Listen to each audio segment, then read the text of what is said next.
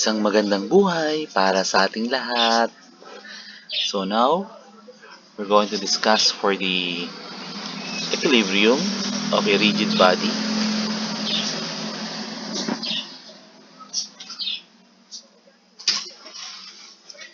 So I hope na medyo maliniwanagan kayo ngayong mga panahon na to. Kasi we're going to discuss that rigid body.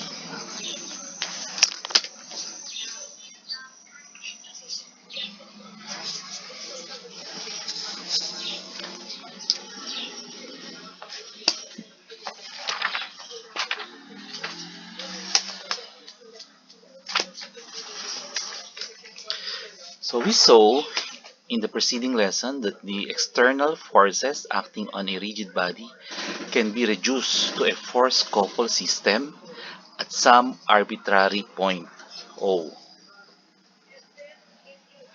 When the force and the couple are both equal to zero, the external forces form a system of equivalent to zero, and the rigid body is said to be equilibrium. Okay, so the necessary and sufficient conditions for the equilibrium of a rigid body therefore can be obtained by setting R or summation of forces natin ng resultant is equal to 0 and moment natin ay equal to 0. So like that. Kasi we have here the x and y component. Kasi sometimes kailangan natin ng equation for the solving for the x and then solving for the y. So kung minsan kailangan siya. Okay. So in solving a problem concerning the equilibrium, rigid body is essential to consider all the forces acting on the body. It is equally important to exclude any force which is not directly applied to body.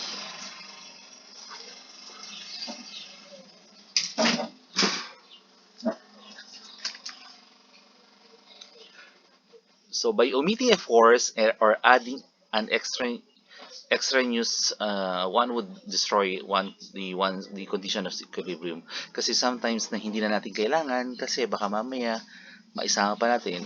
So medyo makaka-apekto sa kondisyon ng ating equilibrium. Kasi alam natin that equilibrium means balance, equal, or anything, di ba? So therefore, the first step in the solution of the problem should be to draw a free body diagram. So yan ang tatandaan nyo. Yan ang nakalagay yan. First step. So ibig sabihin, ito talaga ang kailangang una. Kasi nga, remember, di ba, once na naigawa mo na yung free body diagram mo, dun ka aayos or i-check mo kung anong solution ang gagawin mo or ano yung mga hinahanap, di ba? Okay, so we have here, so sabi dyan, a clear decision should be made regarding the choice of the free body to be used. So this body is then detached from the ground and is separated from all other bodies. The contour of the body that's isolated is sketched. So yan ang kailangan gagawin natin. Secondly, we have the all external forces should be indicated on the free body diagram. So these forces represent the actions exerted on the free body by the ground and by the bodies which have been detached. So they should be applied to the various points where the free body was supported by the ground, was connected to the other bodies. So the weight of the free body should also be included among the external forces since it represents the attraction exerted by the earth on the various particles forming the free body. We have third, the magnitudes and directions of the known external forces should be clearly marked on the free body diagram. So when indicating the directions of these forces, it must be remembered that the forces shown on the free body diagram must be those which are exerted on and not by the free body. Known external forces generally include the weight of the free body and forces applied for a given purpose. For the unknown external forces usually consist of the reactions through which the ground and the other bodies oppose a possible motion of the free body.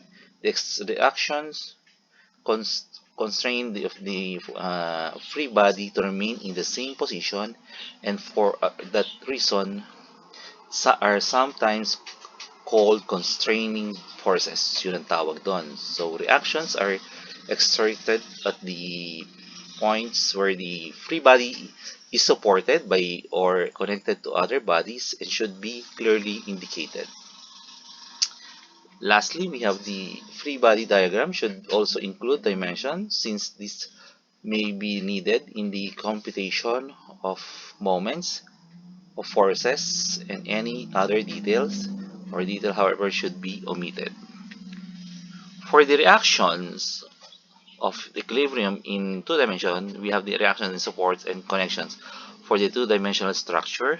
So the reaction exerted on a two-dimensional structure can be divided into three groups corresponding to three types of supports and connections.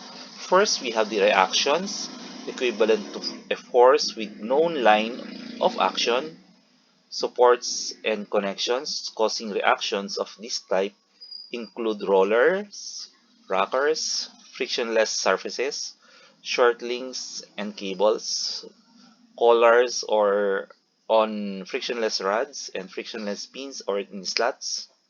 Each of these supports and connections can prevent motion in one direction only. The reaction can be directed either way in the case of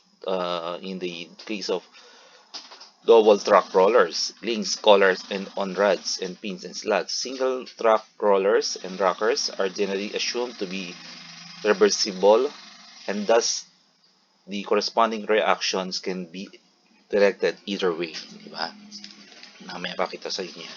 So we have reactions equivalent to a force of unknown directions and magnitude. So supports and connections causing reactions of this type include frictionless pins, fitted holes, hinges, and rough surfaces. So they can prevent translation of the free body in all directions, but they cannot prevent the body from rotating about the connections. Reactions of this group involve two unknowns and are usually represented by their x and y components. So in this case, or in the case of rough surface, the component normal to the surface must be directed away from the surface. So lastly, we have reactions equivalent to a force and a couple. So these reactions are caused by fixed supports, which oppose in any motion of the free body and thus constrain it completely. So fixed supports actually produce forces over the entire surface of contact. So these forces, however, form a system which can be reduced to a force and a couple. So reactions of this group involve three unknowns consisting usually of the two components of the force and the moment of the couple. So yun yung mga kailangan natin.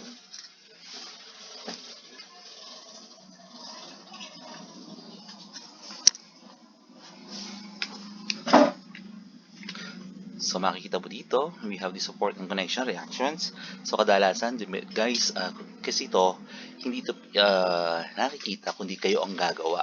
So you have to know the reactions of the bawat isa. For this one, alam natin, we have here an object. Meron siyang weight, and weight is always going downward. So yun na nun. For this one naman, sa gitna natin kukunin ang weight. Kasi di ba balance siya. Okay, so we have here weight on inclined surface.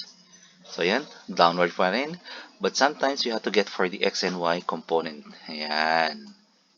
Kukunin natin yan. Ito yung y component. Ito yung x component. Ayan. Next, we have here tension. So sa tension, pagka meron tayong kable, or cord, and string and rope. So, meron tayong tension. And the tension natin ay papalayo. Di ba? So, we have reaction forces for the smooth horizontal surface. Pag ito, yun, ito reaction niya, yan, upward. So, we have here a smooth inclined surface. So, perpendicular dapat yung ating reaction sa ating object. Ayan. Next, we have here roller. Sa roller, we have upward reaction. Ayan. Pero pagka sa hinge or pin, we have here the X and Y component. So, dalawa yan. Na reaction natin. So, fixed points. So, we have X and Y component and even the moment. Kailangan din yon sa fixed points. Sa fixed support pala, I mean. So, kadalasan yung mga cantilever yan, di ba? For here, frictionless sliding, pin or roller in slot. So, we have here, yan. Reaction niya, pwedeng papasok or pwedeng palabas. Check natin. Okay, next, so we have the collar connections, frictionless rods. So, we have here, yan, connection. Actually, if you want, pwede naman gawin yung reaction dyan. Ayan. Kasi ito, hindi may lang niya para ganun. Or pwedeng, ayan, okay. So, reaction. Or else, pag nagkabaliktad ng reaction mo, wag naman, magne-negative naman yan eh. So, ibig sabihin, baliktarin mo yung direction ng reaction mo, di ba? So, we have here, ayan, yung ball and socket. So, these are the reactions ng ball and socket. For smooth cylinder, ayan. Pwede rin naman dito, magkaroon ka ng reaction dito, here, ayan. Ayan. Diba? Okay. Sa pagitan ng dalawang ball, or dalawang cylinder, I mean. Okay. Next, we have the frictionless pulley, okay. So, here are the reaction. So, hinihila siya. Pero pag minsan ito lang binibigay, so, ang reaction niya nandito sa taas. Ayan. Kasi, di ba, remember the third law. Action and reaction force are equal. Okay. So, we have distributed load. So, we have here. So, pag nakita mo ito rectangular form, ayan. So, we have here, you have to get for the force along sa middle, sa gitna, syempre. So, ito ay, ayan, we have to multiply by force ay, ng 1,000 ng length. So, depende kung ano yung length na given. Ayan. Para maging Newton. For the triangular naman, nasa almost dito yan ang dapat ang ating force. Ayan. Diba? So, you have to get the force 1/2 times the 500 multiplied the length para matanggal natin yung meters. So, makukuha natin yung force na yan. Okay. Ayan. Yung reaction niya, nasa at least 1/3 going dito sa left side. Ando ng reaction. Okay. So, we have here the example of rocker. Ito yung smooth surface. Ayan. So, we have here pin and hinge. Ayan, example natin. So, yan yung fixed. So, drawing a free body diagram. Okay. So, we have here a model. Ayan. So, alam natin, may load yan. Load dito, load dito. Ayan, roller doon. Fixed dito. Ayan. So, pag inayos natin yan, ayan. So, we have here reaction. Ayan. At may reaction din tayo doon. Di ba? Okay. So, dito naman. So, we have here weight. Ayan. Meron tayong pin doon. May pin tayo dito. Ayan. O, ayan. So, you have to check. Next. Ayan. So, dito, 120 lang ang binigay. So, pag chinek mo, ano pa ba mga reaction? So, probably, meron dito, we have weight, di ba? Meron din tayo ditong reaction. We have the X and Y component and then even the moment. Meron tayo dyan. So, yan, di? So, Yan. Effect of the applied force acting on the beam. So we have the effects of the fixed support acting on the beam. Ayan. Sinabi ko kanina, X and Y component. Okay, so we have here, yan, moment of A, that is counterclockwise. Guys, pwedeng papasok ang X and Y component. Depende kung anong gusto nyong assume. Kasi, kumbaga, nag-assume ka lang naman dito na palabas siya, tension siya, pero pwede rin papasok. Di ba? Kasi pag nag-negative naman yan, makikita mo naman. Pero kasi actually, pag pinansin mo dito, makikita mo na kagad na medyo palabas siya kasi magkakaroon ulit tayo ng weight dito. Tingnan nyo ha. Ayan. Another downward. Kasi kung walang sasalungat sa kanilang dalawa, magne-negative lahat yung ating going force na going downward. Di ba? So, nakita nyo. Ayan. Okay. Kaya medyo sasalungat siya.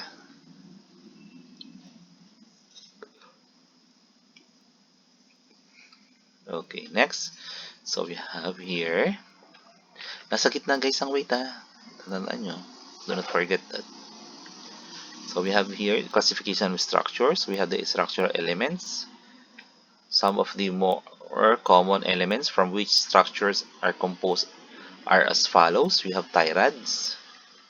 So we have structural members subjected to a tensile force are often referred to as tie rods or bracing struts. So we have here tie rod. Ayan. So we have the angle bar and then the C channel. So we have beams. So are usually straight horizontal members which used to the primarily to carry the vertical loads. So yan ang ginagawa ng beams. So yan, we have here simply supported. So we have here hinge. Ayan. Okay, pin. Yan X and Y component niya. Ito yung reaction niya. Sa cantilever naman, pwedeng ito. Ayan. Or, guys, pwede rin isa. Pwede mo rin assume na pa-upward. Depende sa gusto mong i-assume. Pataas naman. Diba? Okay, next. Ayan. Guys, kumisang may kwan yan ha. May baka binigay uniformly distributed yung ating load sa object. So, ibig sabihin, meron siyang weight sa gitna. Check nyo mabuti yun. So, we have here, fix, ayan.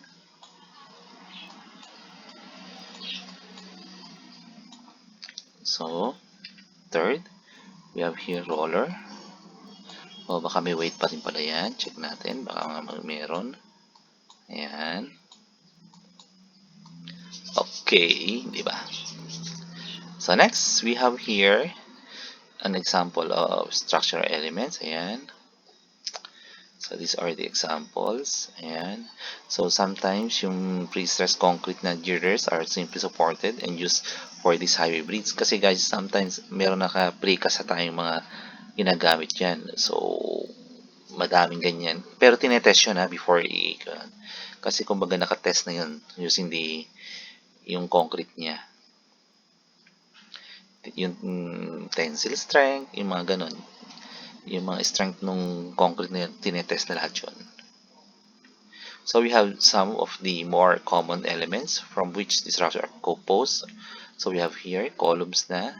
So we have for the members that are generally vertical and resist axial compressive loads are referred to as columns. So we have here, ayan. So more on compression siya. Ayan. Kasi halos lahat papasok ang kanyang load o yung reaction pala I mean. So here, so these are the types of structures that the combination of the structural elements and the material from which they are composed is referred to as structural system. So each system is constructed of one or more of four basic types of structure. We have trusses, di ba? When the span of structure is required to be large and its depth is not an important criterion for design, a truss may be selected. Trusses consist of slender elements usually arranged in triangular fashion. So, planar trusses are composed of members that lie in the same plane and are frequently used for bridge and roof support. So, yan, example. So, makita natin dyan, the loading bearing truss which develop compression in top members and then the bottom for detention. Ayan yung roof truss natin. For the cable, yan, roof truss na, kasi baka binawi. For the cables and arches. So, two other forms of structures are used to span long distances are the cable and the arc. Cables are usually flexible and carry their loads in tension. They are commonly used to support bridges. So these are the examples. Ayan, ginagamit niyan. Another one. So we have here. Ayan pa. So for the frame, so we are often used in buildings and are composed of beams and columns that are either pinned or fixed connected. So these are the example. Ayan. Diba? So ito pa. So we have here the typical pin supported connection using the metal. For the fixed naman, metal, ayan. Wini-weld yan eh. Okay, for the concrete naman, ayan. For fixed naman, ayan. Isa sa roller, isa fixed. Okay. So you use for the formula summation of forces of x is equal to 0.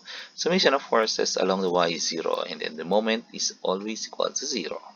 Okay, so try natin mag-solve. So alam natin that here, so we are going to determine the reaction as the support.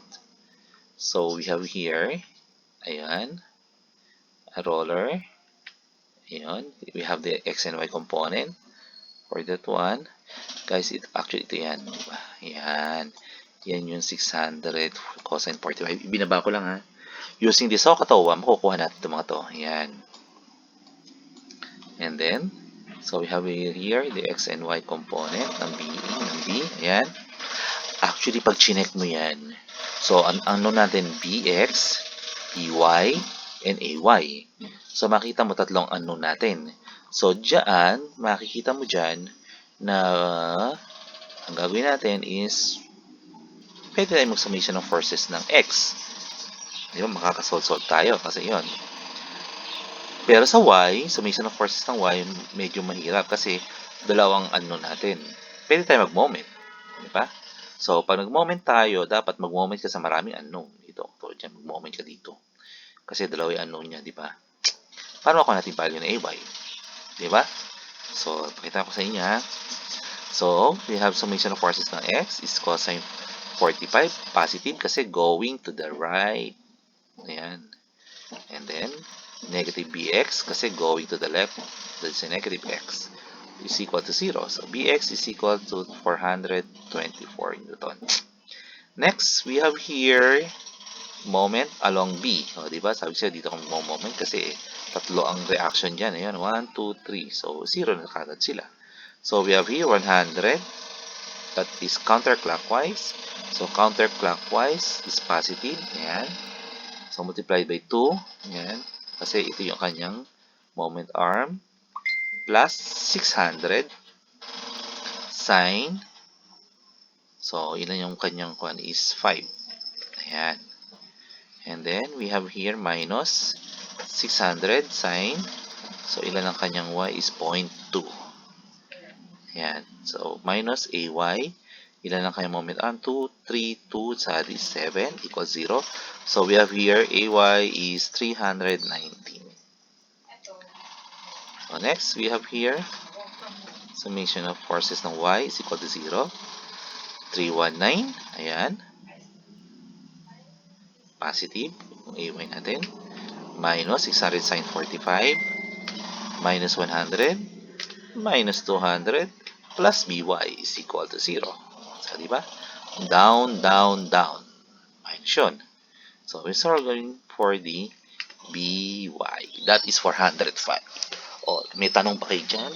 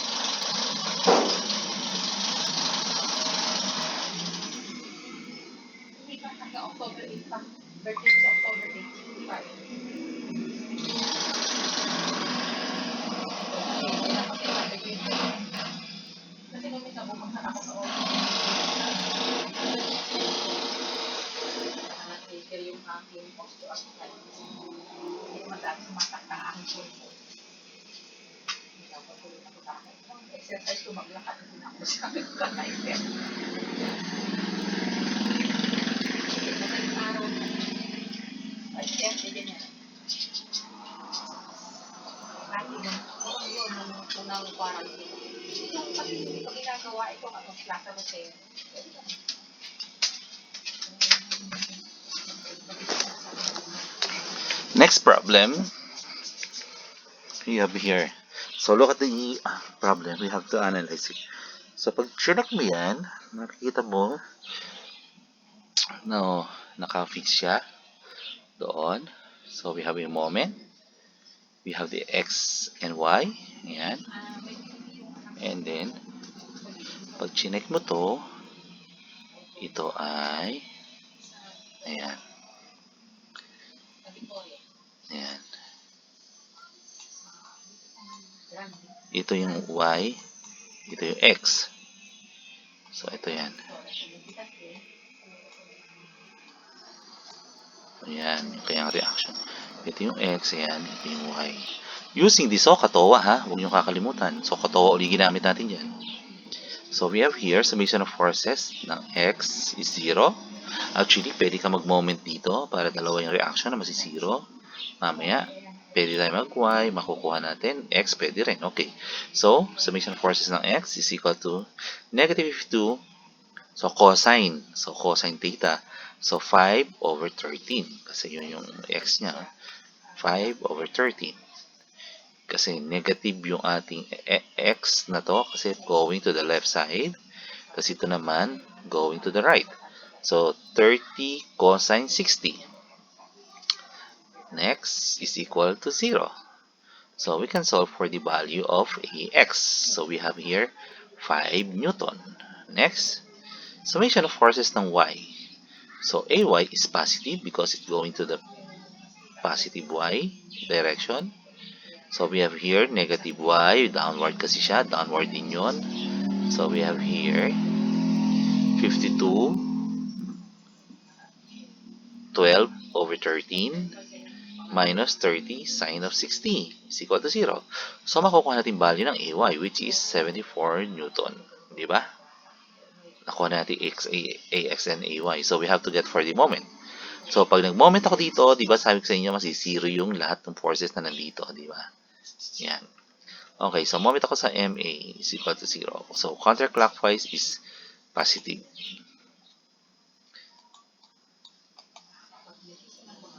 Ayan. So, pag chinek natin yan, we have here, so MA minus 52. So, that is kasi clockwise siya. So, that is 12 over 13. 12 over 13, ayan. Multiplying the moment, 0.3. Tama? Ayan, o. Kasi 300 mm, divide mo sa 1,000, that is 0.3. O 0.3. Next, we have here, minus uli. Ayan. So, 330. Ayan, 30.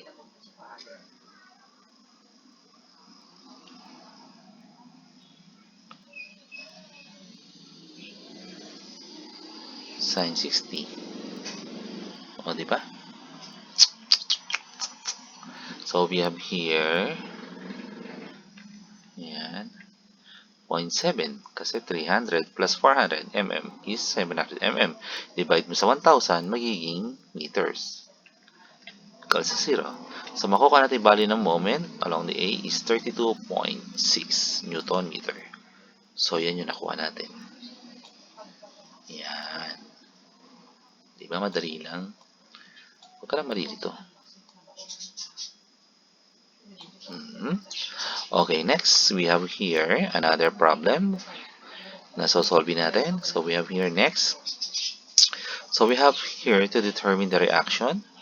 So, nakita nyo, and ang given lang natin is here going downward na force, and so, we have here that's a roller and x and y component. Ayan.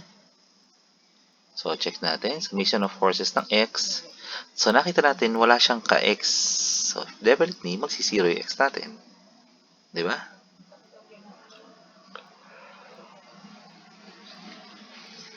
Moment tayo. Siyempre, tayo mag-moment sa A. Actually, pwede ka rin dito mag-moment eh. Kasi 0 na may AX. Pero dito na tayo mag-moment kasi mas maraming forces dito. Yun talagang technique kasi kung saan maraming forces, doon ka mag-moment para 0 agad yung mga nandun para makapag-solve mo yung hinahanap. So, we have here Fy. So, moment arm niya is 5. Ayan, 5 yan.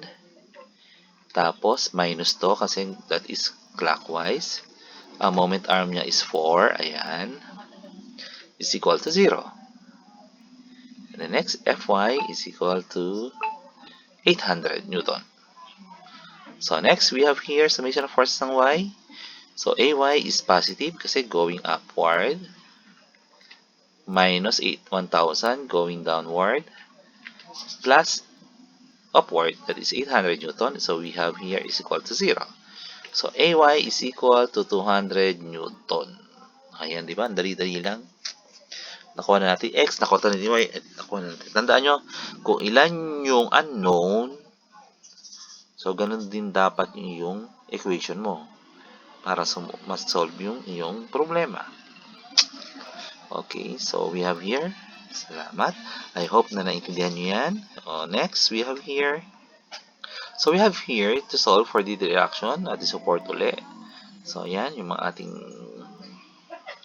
given. We have a moment of 90 Newton going clockwise and downward of 60 Newton. Ayan. So, another one we here. So, A and B. Ayan. So, try natin.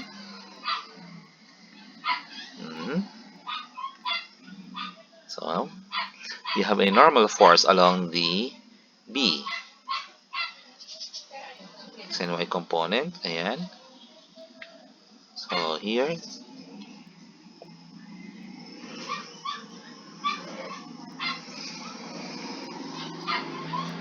So, moment tayo sa A. Siyempre, kasi ang daming dalawa. Zero agad siya. So, 90, this is clockwise kasi counterclockwise ang assume natin na positive. Minus 60, that is clockwise. So, moment arm is 1. Ito ay counterclockwise.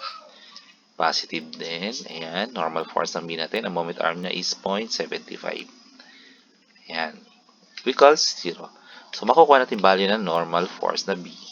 So, that is 200.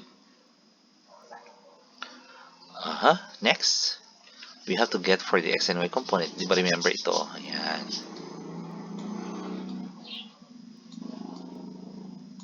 Ayan, may reaction dyan, di ba?